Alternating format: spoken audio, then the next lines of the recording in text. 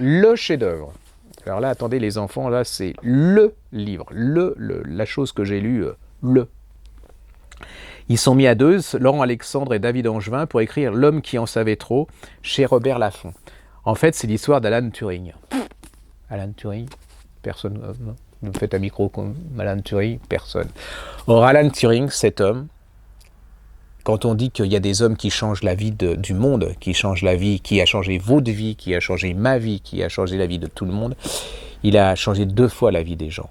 Il a changé... Alan Turing, c'est un... Bon, allez, je vous raconte. Il est anglais, d'un père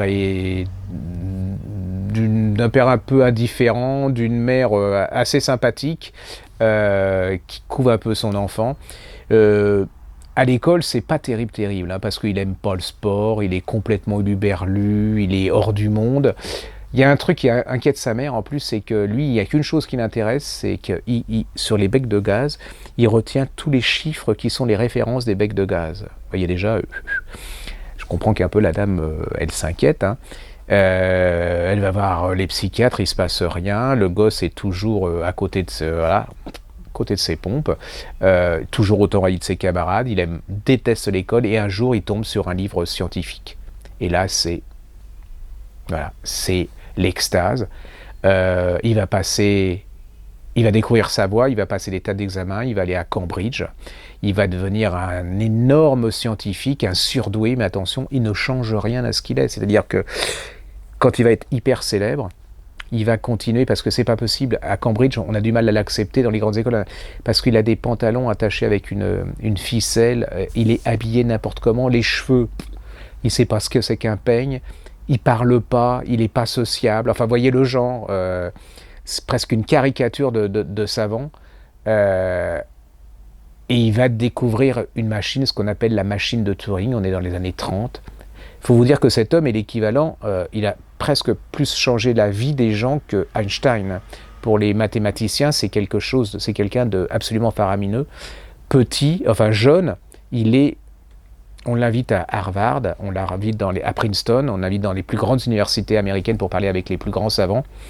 Et il a inventé une machine qui s'appelle la machine de Turing. Et qu'est-ce que c'est que la machine de Turing ? C'est tout simplement l'ordinateur. C'est pour ça que je vous dis qu'en fait, cet homme a changé la vie du monde, a changé notre destin. Et comme on dit dans le livre, Steve Jobs, c'est un vendeur d'ordinateurs. Lui, c'est l'inventeur de l'ordinateur. Donc là déjà, mais déjà, rien qu'à cette partie, vous avez...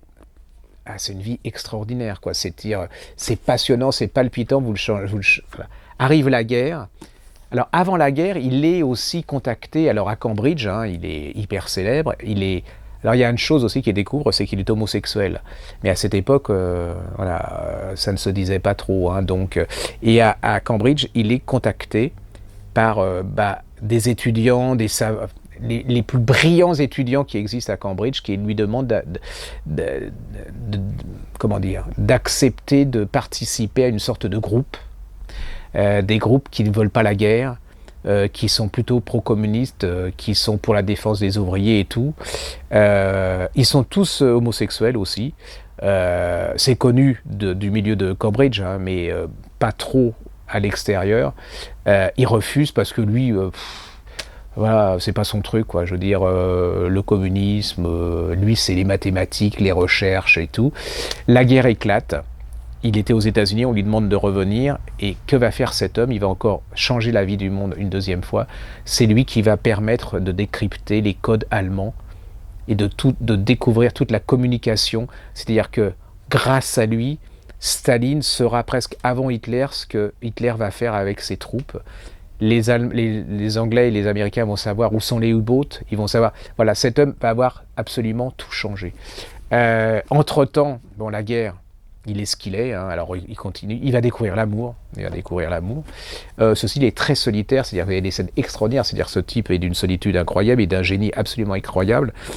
La seule personne à qui il parle, c'est à son nounours, il a quand même un certain âge, qui met sur son lit et lui raconte ses découvertes mathématiques, ses amours et tout. Et puis, entre-temps, arrive la guerre froide, le communisme, la bombe atomique et Hoover. Hoover avec la chasse aux sorcières. C'est la découverte de tout ce réseau communiste, vous savez, Philby, McLean, Burgess, ces gens qui s'en vont et qui s'enfuient aux États-Unis, en Russie. Et dans les années 50, on va découvrir cet homme, Alan Turing, qui est mort dans son lit, empoisonné par une pomme empoisonnée.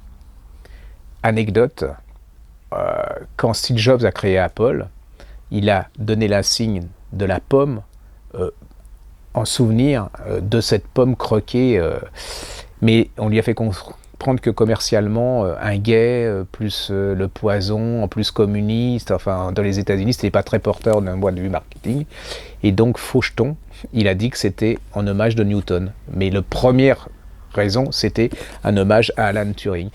Et le suspense de ce livre, c'est que officiellement, il est suicidé ou empoisonné, et on se rend compte que Hoover, le fameux patron de FBI, a lancé une chasse à tout ce qui est communiste, savant et tout. Et le doute est maintenant, et ce livre essaye de montrer qu'en fin de compte, il ne s'est peut-être pas suicidé, mais que les services occidentaux, avec la peur de gêner qu'il était et des découvertes qu'il avait, l'ont peut-être supprimé sous couvert de suicide. C'est un livre extraordinaire, alors c'est lisible par tout le monde. À partir de 16 ans, vous avez un gamin de 16 ans, c'est un livre d'aventure, un livre d'aventure, d'histoire parce que c'est toute cette période-là, jusqu'aux années 50-60, d'un génie que personne ne connaissait, d'un mec qui a fini quand même seul, vous voyez, il a inventé l'ordinateur, vous voyez, le fortune qui se fait sur sur son dos. C'est aussi tout, c'est un truc de morale, de civilisation, parce qu'il y a l'attitude face aux femmes, face aux gays, il y a tout. Allez-y, moi j'ai adoré, c'est vraiment une des révélations de cette année. Ça s'appelle L'homme qui en savait tôt, chez Robert Laffont, de Laurent Alexandre et David Angevin.